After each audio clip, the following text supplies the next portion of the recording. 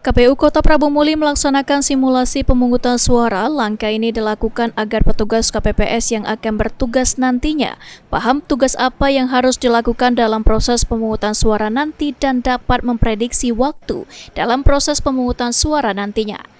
Simulasi ini dilakukan sama seperti hari pelaksanaan pemungutan suara pada 27 November 2024 mendatang. Namun ada beberapa bagian tahapan yang di-skip atau dilewatkan. Simulasi ini melibatkan seluruh petugas PPK, PPS, dan KPPS di Kota Prabu Muli, bahkan sengaja mengundang 100 warga sekitar sebagai pemilih yang terdiri dari 90%-nya memang termasuk dalam DPT. Menurut Komisioner KPU Kota Prabu Muli, Marjuansyah mengatakan dalam proses simulasi ini memang ada beberapa evaluasi.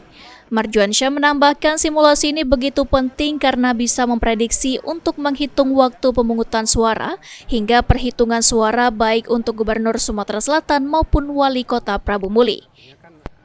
Memang ini simulasi, tapi memang di proses simulasi sejak awal TPS dibuka sampai pemungutan suara barusan selesai ya, itu memang ada beberapa evaluasi dan memang sengaja kami belum melakukan langsung perbaikan dan itu simulasinya kami pure silakan berproses dulu gitu.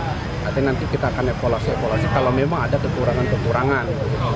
Artinya nanti kami mengupayakan setelah simulasi hari ini akan kita adakan penyempurnaan di simulasi kedua nanti harapannya. Ataupun kalaupun nanti tidak sempat begitu ya, waktunya memang sudah mepet sekarang ya, kita akan adakan simulasi di PPK, PPS atau KPPS masing-masing gitu. Tentu tidak dengan seperti hari ini begitu kan, yang penting tahapannya yang paling penting.